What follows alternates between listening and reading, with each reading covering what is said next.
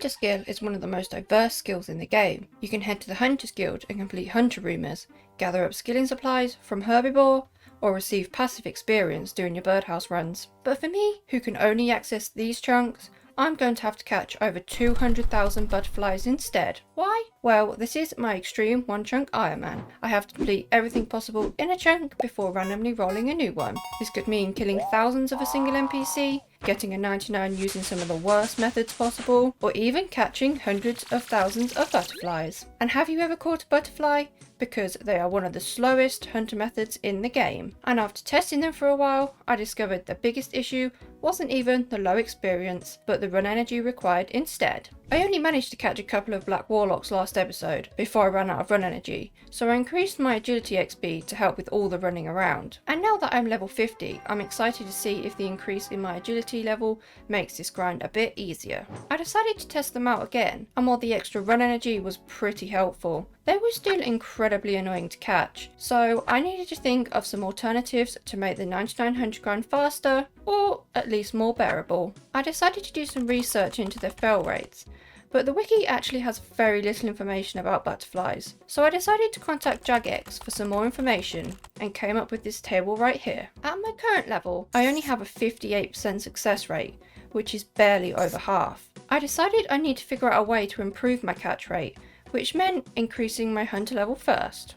I went back to the drawing board and took another look at my available hunter methods, and noticed the barbed-tailed kebbits. Each kebbit not only gives decent hunter experience, but also gives me a piece of raw meat, and considering I have an 85 cooking chunk task, why not kill 2 birds with 1 stone? At the moment, I'm going to aim to bank 5,000 kebbits. That should bring my hunter level up by a lot, and increase my catch rate on butterflies significantly. I'm going to see how many kebbits I can catch per hour, because I have no idea how long this is going to take. I worked really hard on this video, so don't forget to like and subscribe if you enjoy my content. And if you want to provide additional support, check out my membership below. Thank you! After a pretty consistent hour, I've managed to bank 108 kebbits, which means it's going to take around 46 hours to bank the full 5,000. That is the equivalent of 530,000 cooking experience, which would get me to 79 cooking. I've slowly been developing a solid strategy. On the way back from the bank, I chop the clusters of trees, which saves me some run energy overall, and makes each inventory of kebbits slightly more relaxing. I'm also sticking to the deadfall trap closest to the shortcut, as there is no difference in success rate between them, and less walking means more catching. When I'm grinding for hundreds of hours, every little quality of life boost matters, so I've started using audible alerts to help stay consistent without burning out. I just installed the Area Sounds whitelist plugin. It mutes all of the game sounds except for the ones I specifically choose. Using the list of sound IDs from the wiki, I track down the exact noise a trap makes when it falls. Now that's the only sound that I hear. It's a subtle reminder to reset my traps, even while I'm watching a video or editing on the side. I highly recommend it if you like to keep your grind efficient, or at least tolerable. Wait, I'm an idiot. Why don't I catch butterflies in the downtime between traps? It is way more click intensive, but anything to shave down the time for 99 Hunter is worth exploring in my opinion. Hang on, I've been bringing multiple jars per inventory, but it turns out you can catch and release the warlock from the same jar? So I only need to bring a singular jar and it automatically swaps out the butterfly. That is really useful to know. That was an accidental discovery. After all these years, this game still surprises me. 55 hunter coming in, which is a big one. I can now catch black warlocks barehanded. That's 2 more inventory spaces freed up, no more nets or jars, more room for kebbits and longer trips. Another 10 hunter levels knocked out, which unlocks magpie implings. But before you get too excited, I made a choice earlier in the journey to lock off Puro when I rolled the wheat field, and I've decided that means no overworld implings either. I can't justify locking myself off from one source of implings, but still benefiting from another. It wouldn't sit right with the chunk woman in me. Sure, they could give me valuable supplies and gear upgrades, but I'm going to be a strict chunker, so they are off limits. In better news, I'm currently getting some great XP rates by bouncing between the kebbits and butterflies. I chase them till I run out of run energy, then reset my traps. I'm still failing catches a bit more than I'd like, so I'm pushing ahead with the original goal of 5,000 kebbits. 1 million hunter experience down, only 12 million more to go. No big deal, right? I'm down to the final 1,000 kebbits now, sitting at 73 hunter, and by the time I finish banking the full 5k, I should have a pretty solid catch rate on butterflies. Oh, and I completely missed the fact that I hit 1k total 21 levels ago, so I really missed it, but 1k total, that's a cool milestone. And there it is, banking this inventory marks 5000 Kebit's core. That pushed me to 74 hunter, and more importantly, boosted my butterfly catch rate by 30%. That's huge. The short-term goal is now 85 hunter, so I can hit that 100% success rate on warlocks, and the rest of the grind to 99 becomes way smoother. Still very click intensive, but smoother. Before I commit to 300 more hours of butterfly catching, there is one piece of future proofing I'd love to do, and should do. I've made a quick detour back to the hunter store to buy 2000 butterfly jars. Why? Because I've decided to bank 2000 black warlocks for future combat. Black warlocks have this incredibly obscure mechanic when you release one. It boosts your strength level, kind of like drinking a super strength potion. It's probably one of the most underused mechanics in the game, but it's going to be amazing for this account. Since I'm nowhere near unlocking Herblore, these might end up being the only strength boost I can rely on for a very long time. It will make this hunter grind even longer, but in the grand scheme of things, it is totally worth the time. Surprisingly, buying all the jars didn't take long, about an hour. I actually thought the store sold them in packs when I came up with this idea, but no, it gave me a break from training regardless. Now that I've hit an 88% catch rate, I'm curious to see how much my XP rates have improved. Things should only get faster from here, but I've still got 9 more levels to grind before I can think about that perfect 100%, so back to it. Even though I'm high enough to barehand butterflies, I've decided to try using a net again, just to see if it feels better. It's hard to know without the real data, but sometimes your gut can tell you what's better. And honestly, I think the net might actually be worse. I looked at some catch rate data for Implings, and if the same logic applies here, then barehanding gives a better success rate? That doesn't make much sense at face value. But this is RuneScape. Weird mechanics are part of the deal. So until I hit 100% catch rate, I can stop worrying altogether. I'm just going to go what feels right. Barehanding it is. And there's the final level back. It always feels so good to see progress again. Right now I'm pulling about 30k XP per hour, which is honestly solid considering I'm being pretty inefficient watching stuff on the side. But I take those wins where I can. Time for a quick top tip for anyone hunting butterflies. I don't know why you would be. Make your trees left click walk here. Seriously. The number of times I confidently clicked on a butterfly only to realise I'm trying to chop down a tree without an axe. I'm not going to catch 2000 butterflies clicking a tree now, am I? Things have gone even better though. I've now locked down the 2 closest butterfly spawns, and by running between them, I'm pulling around 40k XP per hour, which is crazy for this method. But even though I leveled agility early, I'm still suffering from run energy issues, and once that's gone, the XP rates go with it. I still need 17 more levels to complete my agility chunk task, so I have to do it regardless. And there's no reason not to do it now to make the other chunk tasks like 99 Hunter more efficient. But before I fully switch things up, I figured I'd finish off this Hunter level since I was in the zone. Now it's back to agility. I need to get things in order so the plan can flow seamlessly. And just like that, I'm back to running in circles again. Whee! That's 1000 laps done this session, and somewhere around lap 900, I had a thought. Wouldn't it be funny if our characters could actually get dizzy? I've been running in circles for 5 hours now, and I swear I'm getting dizzy watching myself do it. Okay, maybe I'm going loopy, but I've got to keep running. I'm aiming for 57 agility with these circles, and I'll explain why when I get there. Whee! And there it is, level 57 agility. 10 more levels to go until I finish the chunk task. But I'm going to switch things up. I'm stepping away from the trellis and I'm heading back down to the Anil agility dungeon to give the balance ledge another go. Now that I've hit 57 agility, I've got a 90% success rate on the ledge. That should boost my XP per hour and reduce the number of falls, because when I do, I fall into a pit of poisonous spiders, taking at least 10 damage, plus whatever the spiders can hit me before I can get out. So if I'm going to train agility down there, I'll need a solid stack of food and anti-poisons to keep myself alive, and of course, my hardcore status. The only problem is, I'm running very low on strange fruits, so I'm going to have to rely on my food supply to out-eat the poison. Unfortunately, my food is still raw, therefore I need to do one thing before I can do the thing I actually want to do. A typical Iron Man problem. There is a silver lining. I've got a chunk task to get 85 cooking, so I'll need all the XP I can get. Looking at the map, there are only 2 ranges in this chunk, and both are pretty far from the bank, which is kind of annoying. But something caught my eye. There's a food shop? That could mean pre-cooked food, or maybe ingredients I can use for training. Worth a look. Franita, what have you got for me? Well, That's a tad disappointing. No raw food, no cooked food either. But at a glance, it looks like there are ingredients of apple pies and maybe chocolate cakes. Not what I need right now, but this might actually come in handy later down the line for cooking XP. Oh, and there's a dairy churn here too. That means I could potentially make cheesy potatoes too, but for now, I've got 5,000 raw kebbits sitting in the bank, and those should carry me a good chunk of the way to my cooking goal. Hang on, I just passed a fire near the bank and had a sudden epiphany. I already have a 100% success rate when cooking on a fire or a range. So why am I trekking all the way across the map to use a range when I could just make a fire right here? I'm glad I didn't cook too many before realising that.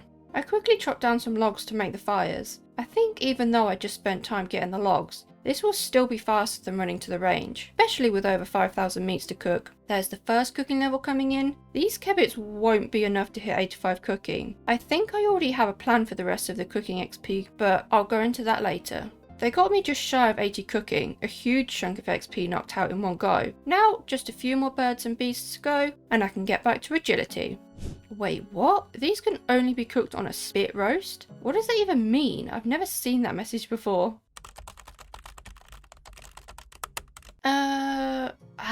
Right, I need to skewer them onto an iron spit before they'll cook. Of course they do. Why make things simple when you can add in an extra step that's unnecessary? Thankfully, I've got a decent stack of iron bars sitting in the bank from my last chunk smithing task, and another smithing task for this chunk as well. So, welcome to part 2 of being an Iron Man doing one thing before you can do another thing, just to finish the original thing you were actually trying to do. I decided to make only a single inventory of spits, as I've just seen that I can get a spit back once I cook the meat. No point wasting bars when I could be turning them into arrowheads for fletching XP or something more useful. I'll just reuse the spits as I go. Hey, this actually looks so cool. I've never done this before, probably because normal people don't cook this type of food. I mean, who even uses spit roasts? Although, now that I look closely, where did the other iron parts come from? They just appear and disappear. Immersion ruined. Anyway, that's it. All the food is officially cooked. I've got everything I need and I can finally get back to agility. But this time, it's the scary balance ledge. I bought a single anti-poison dose, just in case I need to panic sip at the end of a session, or I don't want to log out while poisoned. But other than that, the plan is to try and out-eat the damage, both from the fall and the spiders for these final levels. Hopefully, my 90% success rate holds up and gives me a solid XP rate to work with. Right now, I'm pulling about 10k XP per hour, which means another 25 hours plus of this ledge before I'm done. Fingers crossed I've got enough food to last. I have this weird camera angle going at the moment. I'm trying to master the one-click method where I don't have to move my mouse at all. The margins are so tiny. Every time I think I've got it, I fall into the damn spiders and lose it again. At this point, I might just stick to whatever feels most comfortable. 25k XP to go until 65. And honestly, these last couples of levels have been very chill. The fail rate is so low, and I haven't even had to bang. I've even been lucky enough to avoid getting poisoned the couple of times I've fallen. I've also been hoarding all of my random XP lamps for a little dopamine boost. Once I hit 65, I'll dump them all in for a head start towards 66, when I stop failing entirely. One lamp saves me 650 XP, and I've got 2.6k XP banked. That's basically a free 15 minutes of progress. I'll take that. Fast forward through hours of clicking, there is level 66 agility, which means I no longer fail this annoying ledge. For the final level, I can actually relax after 30 hours of back and forth. I've even done this entire grind on my mobile hotspot because I've had no Wi-Fi all week. But hey, the games must continue.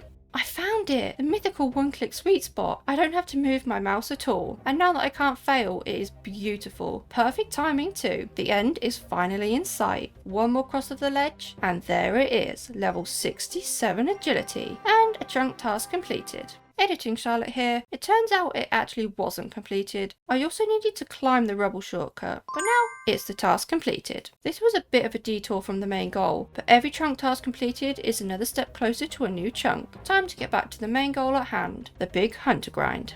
I want to see how many butterflies I can catch now before running out of run energy. I should see an improvement from before. My run energy is gone, and I managed to catch 62 butterflies with full run energy. That's not bad. Now I've got just over 4 minutes of downtime. I can now either use a single spawn for more catches per hour, or if I want to do this more chill, I can fully AFK. We'll see how I'm feeling. Now let's get some levels. 77, 78, 79, and 80 hunter. That means I can now use all 5 traps at a time. Not immediately useful for butterflies, but it unlocks a thought. There's a very odd, very forgotten hunter method I haven't mentioned yet, and it might actually out XP butterflies. Have you ever heard of a magic box? No? Because most people haven't. It's an innocent looking item that doubles as a hunter trap for imps. Those tiny red guys wandering around that everyone ignores. Trap one in this box and it becomes an imp in a box, with the ability to bank 2 item stacks from almost anywhere in the game. But get this, each catch gives 450 hunter XP, which is massive. To put that into perspective, that's almost 9 times the XP of a single butterfly. How do they work? If an imp walks onto the trap, it has a chance to become trapped inside, awarding the glorious 450 XP. The problem, however, because this method is so obscure, the success rate is unknown, so I'm going in blind. This method is only possible because my new chunk bought with at 8 imp spawns. If the rates are even halfway decent, this could be game changing for the 99 hunter grind. Butterflies sit at an average of 33k XP per hour with a lot of clicking, so for magic boxes to be better, I'd need to trap 73 imps per hour. First, I need some traps. I can buy them from the amazing Hunter Emporium. A pack of 100 costs 72k, which is a big chunk of my cash stack at the moment. But these traps are reusable once I bank 2 items. So for now, I'll just take 1 pack and see how this goes. Maybe I'll buy more later. This is where all the imps are hiding. I need to learn where their spawn tiles are so I can place traps semi-efficiently. Right, I've mapped out all 8 spawns with the ground markers plugin, and unfortunately they are pretty spread out. Time to see whether these little boxes are the hidden gem I need. I've dotted the traps around randomly to start with, and there is the first trap already. Oh, and another one. Okay, this is looking promising. They only stay active for 60 seconds before failing, so there's a lot of running around. Thankfully, those agility levels are paying off. Wait, they can fail the trap, making it impossible to catch an imp, which means I have to reset those as well. Nonetheless, I'm enjoying this so far, but I'm starting to see a problem. I've already run out of traps, and maybe misplaced a couple? My options are buy a few hundred more, or figure out a way to be able to use up the charges and cycle the same trap. I do have an idea. If I keep feathers and shafts on me, I can make 1 batch of headless arrows, bank them with the box twice, and have a box that I can use again. This only works until I run out of shafts or feathers, but this could also work with headless arrows and tips too. Even better, I can pair this with the smithing task in the chunk, make arrow tips and tick off another grind at the same time. Arrowheads made, 6 smithing levels gained, and I'm ready to test this properly. 1 hour, full focus, let's go. Well, that's the hour done, and not the rates I hoped for. This is still 11k XP per hour better than butterflies, but I think I can get even better rates here. I'm going to try putting the traps right next to the spawn points. Boom, 50k XP per hour with the new trap placements. But now, another problem. Run energy is still an issue, and I'm getting no downtime to do any fletching, just constant running and resetting. Running out of run energy has meant the XP rates have dropped back down to butterfly rates, so I might need to try putting the traps closer together to use less run energy. I even have my ult blocking an exit, and my main killing imps that wander too far to try and increase XP rates. Final results, 44k XP per hour. Better than butterflies, more focus is needed, but it's faster 99 hunter overall. I think I found my method to 99. Now that I've made my decision, I want to buy more traps. I asked a couple of rune items so I can afford enough for 500 traps. 25,000 imps for 99, so I'd better get started. 81 hunter, 82 hunter, my rates suddenly spiked to 70k an hour. Either I've had insane luck this session, or 81 hunter gave me a success boost. The only known boost to success rate is using a coloured bead for a 3% boost, hence why I'm not doing that. I'm trying to get Jaggeds to confirm some rates for me, but nothing so far. 83 hunter, I'm starting to realise I made a big mistake here. Look at these awful XP rates. That isn't what I calculated at all. I've realised I had my XP tracker set to pause after 1 minute, which meant sometimes it was pausing between imp catches. That inflated my XP rates a lot. Instead, after fixing that, I'm actually getting more like 35k XP per hour, which is barely better than butterflies. Let's compare the two methods real quick. 35k XP per hour, but requires 2 ults, lots of focus and added time to reset my traps, whereas butterflies give me a slightly lower XP per hour. I only need this account and it requires barely any focus. Which would you choose? Oh, and I also stopped failing butterflies at 85 Hunter, so I'm definitely going back to butterflies. 84 Hunter, finally 85 Hunter. I can never fail catching a butterfly again. That should increase my XP rates a bit as well. There is very little to record now with this method, so let's just smash out some levels.